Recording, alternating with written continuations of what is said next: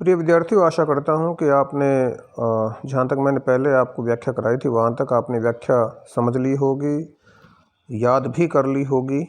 आगे हम बात करते हैं। ये आ गया है आपके सामने सोरठा, जो आपकी इस कविता में ही नहीं बल्कि पूरी पुस्तक में एकमात्र सोरठा है और ये हमेशा से ही महत्वपूर्ण रहा है। जिस प्रकार से मैं बता रहा था आपको कि ये वाली जो चौपाई है बहुत महत्वपूर्ण है, इसी प्रकार से ये जो सोरठा है ये और भी ज़्यादा महत्वपूर्ण है। पेपर में आने की पूरी संभावना होती है, इसलिए इसको और भी ज़्यादा ध्यान से आप समझने का प्रयास करेंगे। मैंने आपको बताया था कि सोरठा जो है वो दोहा जो छंद है उसका उल्टा होता है, यानी कि उसमें भी 48 मात्राएं होती हैं, इसमें भी 48 होती हैं। बस फ़र्क ये होता है कि वहाँ जहाँ 1 और 3 जो पार्ट है उसमें 13-13 मात्राएं होती हैं, यहाँ उसमें 11-11 होती हैं, यानी कि विषम में 11-11 और सम में इसमें 13-13 मात्राएं होती हैं। प्रभु प्रलाप अनुप्रास है। सुनी कान बिकल भय बानर निकर, आए गयु हनुमान जिमि करुणामय वीर रस। प्रभु प्रलाप, राम जी के विलाप को सुनकर कान बिकल भय बानर निकर, बिकल व्याकुल, भय हो गए, बानर वानर, निकर माने उनका समूह। आए गयु आ गए, हनुमान जी, कैसे? जिमि करुणामय वीर रस, और हनुमान जी का आगमन उसी समय हो गया जिस समय राम जी बहुत व्याकुल हो गए थे, बहुत परेशान थे, बहुत जो अपना विलाप और प्रलाप कर रहे थे। उनके प्रलाप को सुन करके वानरों का समूह भी बहुत व्याकुल हो गया था। इसी दौरान हनुमान जी आ गए और उनका आगमन ऐसा लगा जिमि करुणामय वीर रस, ऐसा लगा जैसे करुण रस में वीर रस का आगमन हो गया हो। क्यों? क्योंकि अब तक राम जी केवल विलाप और प्रलाप कर रहे थे। इंतजार था हनुमान जी का, हनुमान जी आ गए, और हनुमान जी आ गए तो आपको पता है कि संजीवनी बूटी ले आए, और संजीवनी बूटी आ गई तो अब पक्का ठीक हो जाएंगे उनके छोटे भाई, उनके अनुज लक्ष्मण जी, और यदि वो ठीक हो गए तो फिर दोबारा से जो है वो युद्ध करेंगे रावण से, और रावण को मारेंगे और अपनी पत्नी सीता जी को वहाँ से छुड़वा लेंगे। तो इसलिए कहा ऐसा लगा जैसे करुण रस में वीर रस का आगमन हो गया हो। ये आप यहाँ उत्प्रेक्षा अलंकार भी करेंगे और इस महत्व को भी आप समझेंगे। ये सोरठा छंद है, भाषा आपकी अवधि ही रहेगी। आगे चलिए। हर्षि राम भेटेउ हनुमाना, अति कृतज्ञ प्रभु परम सुचाना। हर्षि राम, हर्षि माने खुश होकर, राम राम, भेटेउ भेंट की, मिले, हनुमाना हनुमान से। राम जी खुश होकर हनुमान जी से मिले। अति कृतज्ञ, अति कृतज्ञ प्रभु परम सुजाना, अपने आप को अति कृतज्ञ, बहुत जो है एहसानमंद माना। कृतज्ञ होता है जो किए हुए एहसान को माने। प्रभु परम सुजाना, परम सुजान प्रभु राम ने हनुमान जी के प्रति अपनी जो कृतज्ञता है वो व्यक्त की। क्यों? क्योंकि संजीवनी बूटी ले आए और इस कारण से मेरे भाई के प्राण जो हैं वो बच जाएंगे। तो बहुत एहसान माना राम जी ने हनुमान जी का। तुरंत ही वैद्य ने, सुसेन वैद्य याद रखेंगे आप, सुसेन वैद्य, सुसेन नाम था उनका।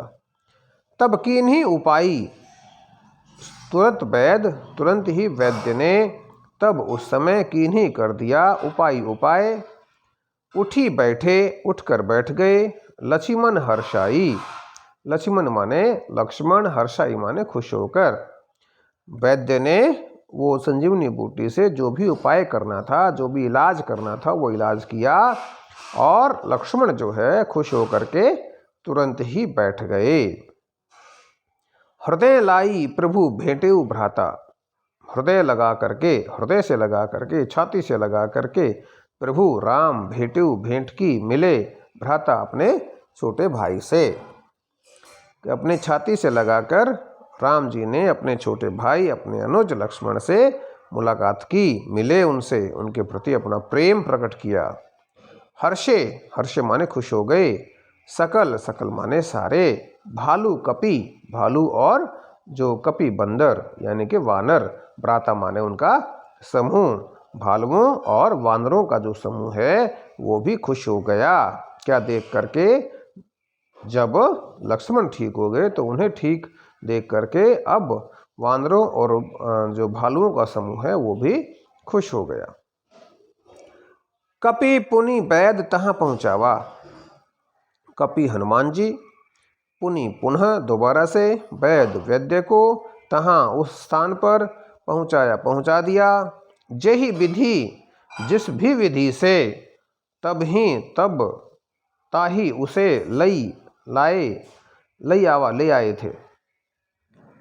हनुमान जी ने वैद्य को, सुषेण वैद्य को लंका में वहाँ पहुँचा दिया जहाँ से और जिस भी प्रकार से उनको वो वहाँ से ले आए थे। यह वृतांत दशानन सुनेऊ, जब इस वृतांत को, जब इस कहानी को रावण ने सुना, अति विषाद, बहुत दुख के साथ, पुनि पुनि, बार बार, सिर धुनेऊ, अपना सिर जो है वो पीटने लगे। सिर धुनना का मतलब ये एक मुहावरा होता है। पुनि पुनि में पुनरुक्ति प्रकाश अलंकार है। यह वृतांत, इस कहानी को, कौन सी कहानी को, कि हनुमान जी सुषेण वैद्य को ले आए। उससे पहले वो किसको ले आए थे? संजीवनी बूटी ले आए, सुषेण वैद्य को ले आए और सुषेण वैद्य ने संजीवनी बूटी से जो है इलाज कर दिया लक्ष्मण का और लक्ष्मण ठीक हो गए। रावण ने सोचा था कि कम से कम एक भाई का तो वध कर दिया, एक भाई को तो मार दिया, लेकिन उन्हें क्या पता था कि वो ठीक हो जाएंगे। जब ये सुना कि वो ठीक हो गया तो रावण ने अपना सिर पीटना शुरू कर दिया। व्याकुल कुंभकर्ण पही आवा, व्याकुल होकर के कुंभकर्ण के पास आए, व्याकुल दुखी, कुंभकर्ण उनका भाई था, पही पर, आवा के पास आ गए। विविध जतन, अनेक प्रकार के उपाय करी करके, ताही उसे जगावा, जगाने लगे। अनेक प्रकार के उपाय करके कुंभकर्ण को जगाने लगे। आपको याद होगा, आपको पता होगा, आपने सुना होगा कि कुंभकर्ण जो है बहुत ज़्यादा खाना खाते थे और बहुत ज़्यादा लंबे समय तक फिर वो सोते थे। तो सोने के बाद जगते नहीं थे और खाते समय रुकते नहीं थे। ऐसा हाल था कुंभकर्ण का, बहुत भारी भरकम माने जाते हैं। तो व्याकुल होकर के, दुखी होकर के रावण जा पहुँचे अपने भाई कुंभकर्ण के पास। चलो भाई, अब तो इमरजेंसी आ गई, अब तो उनको जगाना पड़ेगा, और अनेक प्रकार के उपाय करके उनको जगाने की कोशिश करने लगे। जागा निश्चर देखिए कैसा, जागा, जाग गए, निश्चर वही राक्षस, देखिए कैसा, देखने में कैसा लग रहा था, मानहु मानो, कालू यमराज, देह शरीर धरी, धारण कर लिया हो, वैसा वैसा। उत्प्रेक्षा अलंकार है, मानहु आया है कि कुंभकर्ण जो है जाग गए और कुंभकर्ण को देखकर ऐसा लग रहा था मानो यमराज ने ही शरीर धारण कर लिया हो। कुंभकर्ण बूझा कहू भाई, कुंभकर्ण ने पूछा, कहो भाई, काहे तव मुख रहे सुखाई। फिर से मुहावरा आया, मुख सुखाना। तुम अपना मुख किस लिए सुखा रहे हो, इतने चिंतित क्यों हो, इतने परेशान क्यों हो, इतने हताश, निराश, उदास क्यों हो। कथा कही, सारी कहानी कही, सब सारी, तेही उसे अभिमानी रावण ने, अभिमानी रावण ने सारी कहानी जो है वो कुंभकर्ण के सामने कही। यही प्रकार सीता हरियाणी, जिस प्रकार से सीता को हर लाए थे, उठा लाए थे। तात मेरे भाई, कपिन हैं वानरों ने सब निशिचर मारे, सब सभी निशिचर राक्षस मारे, मार दिए। महा महा जोधा संघारे, महान महान योद्धाओं को मार दिया है, उनका संहार कर दिया है, उनका विनाश कर दिया है। दुर्मुख सुर रिपु मनुज आहारी, दुर्मुख जो जिसको कहते हैं, ये देखिए राक्षसों के नाम है एक प्रकार से। दुर्मुख जिसको कड़वी जबान वाला कह लीजिए, सुर रिपु देवताओं का दुश्मन, मनुज आहारी मनुष्यों को खाने वाला, भट्ट अतिकाय बहुत बड़े शरीर वाला, अकंपन भारी, इतना भारी कि वो किसी के सामने कांपे भी नहीं, ऐसा राक्षस। अपर दूसरे, महोदर बड़े पेट वाले, आदिक आदि, वीरा वीर, परे समरमही युद्ध भूमि में पड़े हैं, सब रणधीरा सब रणधीर, युद्ध भूमि में धीरता दिखाने वाले सभी हमारे जो वीर योद्धा हैं वो सारे राक्षस युद्ध भूमि में पड़े हैं, उन सबको वानरों की सेना ने मार दिया है।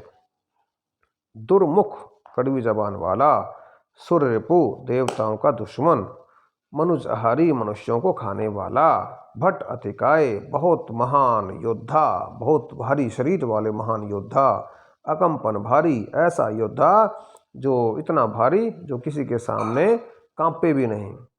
अपर महोदर आदि कबीरा, अपर दूसरे, महोदर बड़े पेट वाले, आदि कबीरा आदि वीर, परे पड़े हैं समरमही युद्ध भूमि में, सब रणधीरा सब युद्ध भूमि में धीरता धारण करने वाले जितने भी राक्षस हैं वो सब के सब युद्ध भूमि में पड़े हुए हैं, उन सब को जो है मार दिया है किन्होंने, वानरों की सेना ने।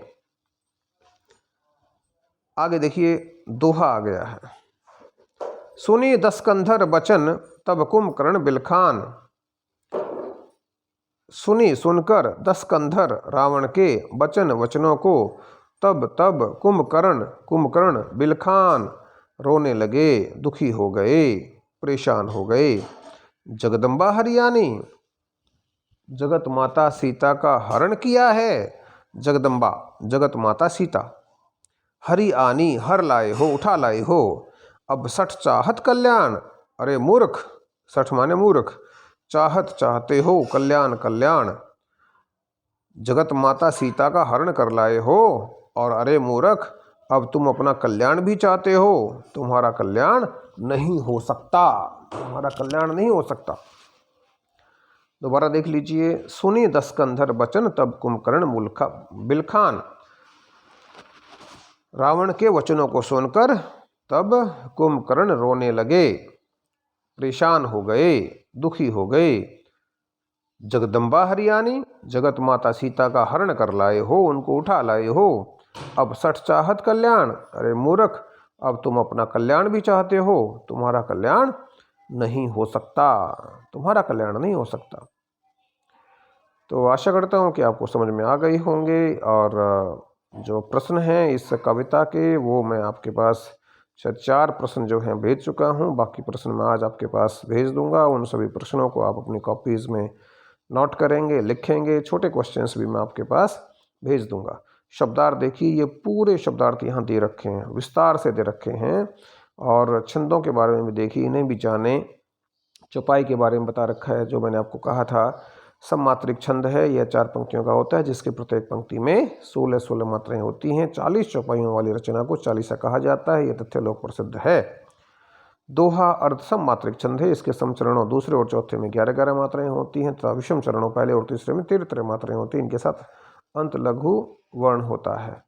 फिर सोरठा, दोहा को उल्ट देने से सोरठा बन जाता है। इसके समचरणों दूसरे और चौथे चरण में 13-13 मात्राएं होती तथा विषम चरणों पहले और तीसरे में 11-11 मात्राएं होती, परंतु दोहे के विपरीत इसके समचरणों दूसरे और चौथे चरण में अंत्य अनुप्रास या तुक नहीं रहती, विषम चरणों पहले और तीसरे में तुक होती है।